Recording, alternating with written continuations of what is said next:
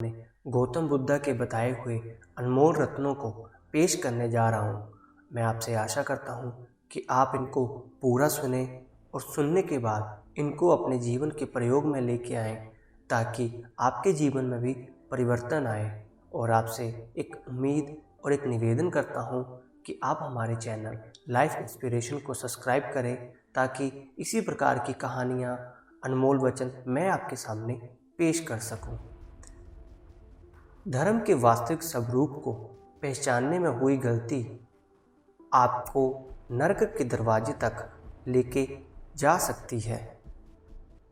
बुराई अवश्य रहनी चाहिए, तभी तो अच्छाई इसके ऊपर अपनी पवित्रता साबित कर सकती है। एक मूर्ख व्यक्ति एक समझदार व्यक्ति के साथ रहकर भी अपने पूरे जीवन में सच को उसी तरह से रख पाता है जिस तरह से एक चम्मच सूप के स्वाद का आनंद नहीं ले पाता। माता पिता बनना अत्यंत सुखद अनुभव है। उत्साह से जीवन जीना और स्वयं पर महारता हासिल करना खुशी देता है। बुराई से दूर रहने के लिए अच्छाई का विकास कीजिए और अपने मन को अच्छे विचारों से भर लीजिए। अच्छे स्वास्थ्य में शरीर रखना एक कर्तव्य है, अन्यथा हम अपने मन को मजबूत और साफ रखने में सक्षम नहीं हो पाएंगे। रास्ता आकाश में नहीं है, बल्कि रास्ता हमारे दिल में है।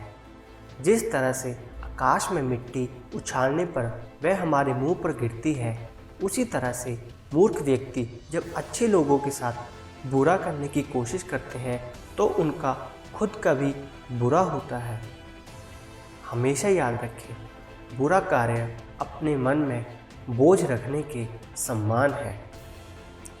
जो व्यक्ति 50 लोगों से प्यार करता है, उसके पास खुश होने के लिए 50 कारण होते हैं। जो किसी से प्यार नहीं करता, उसके पास खुश रहने का कोई कारण नहीं होता। झरना बहुत शोर मचाता है, लेकिन सागर गहरा और शांत होता है। जिस काम को करने में वर्तमान में तो दर्द हो, लेकिन भविष्य में खुशी, उसे करने के लिए काफ़ी अभ्यास की ज़रूरत होती है। ज्ञान ध्यान से पैदा होता है और ध्यान के बिना ज्ञान खो जाता है।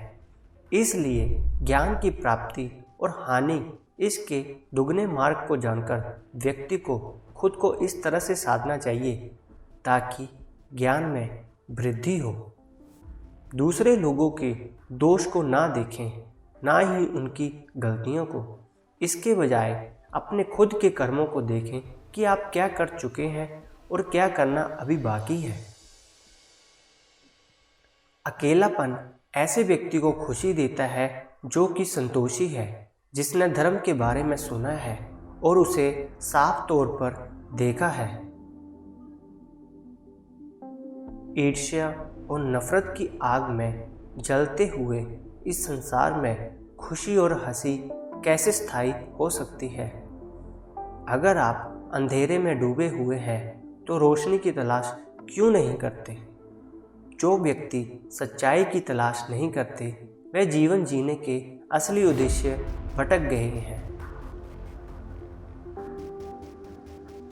मैं कभी नहीं देखता कि क्या किया गया है, मैं केवल ये देखता हूँ कि क्या करना बाकी है।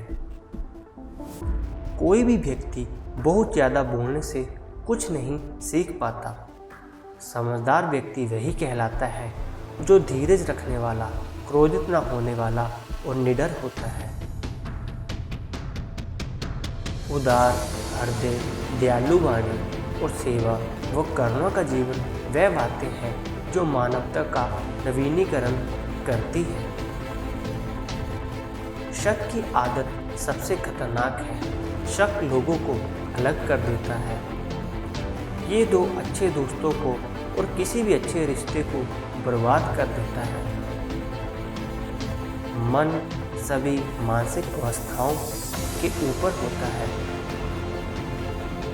अगर आपको अच्छा साथी ना मिले तो अकेले चलें, उस हाथी की तरह जो कि अकेले ही जंगल में घूमता है। अकेले रहना कहीं अच्छा है, बजाय उन लोगों के साथ जो कि आपकी प्रगति में बाधा बनती हैं। 3 चीज़ें लंबे समय तक छिप नहीं सकती: सूर्य, चंद्रमा और सत्य। जीवन में एक दिन की समझदारी से जीना कहीं अच्छा है, बजाय 1000 साल तक बिना ध्यान के साधना करने के। बंधन ही सभी दुखों की जड़ है। शब्दों के भीतर नष्ट करने की और स्वास्थ्य करने की दोनों ही शक्तियाँ होती हैं। जब शब्द सच्चे और दयालु होते हैं तो वे हमारे जीवन को बदल सकते हैं। आप अपने गुस्से के लिए दंडित नहीं हुए, आप अपने गुस्से के द्वारा दंडित हुए हो। जैसे मोमबत्ती बिना आग के नहीं जल सकती, वैसे ही मनुष्य भी बिना आध्यात्मिकता जीवन के नहीं जी सकता। असली खुशी सब कुछ प्राप्त करने में नहीं, सब कुछ दे देने में है। किसी बात पर हम जैसे ही क्रोधित होते हैं, हम सच का मार्ग छोड़कर अपने लिए प्रयास करने लग जाते हैं। हर इंसान अपने स्वास्थ्य या बीमारी का लेखक है। सदैव अपने से समझदार व्यक्तियों के साथ सफ़र करिए। मूर्खों के साथ सफ़र करने से अच्छा है अकेले सफ़र करना। उसने मेरा अपमान किया, मुझे कष्ट दिया, मुझे लूट लिया। जो व्यक्ति जीवन भर इन्हीं बातों को लेकर शिकायत करते रहते हैं, वह कभी चैन से नहीं रह पाते। सुकून से वही व्यक्ति रहते हैं जो खुद को इन बातों से ऊपर उठा लेते हैं। मन सब कुछ है, तुम जैसा सोचते हो वैसा ही बनते हो। जिस तरह से तूफान एक मजबूत पत्थर को हिला नहीं पाता, उसी तरह से महान व्यक्ति तारीफ या आलोचना से प्रभावित नहीं होते। आकाश में पूरब और पश्चिम का कोई भेद नहीं है। लोग अपने मन में भेदभाव को जन्म देते हैं और फिर ये सच है ऐसा विश्वास करने लगते हैं।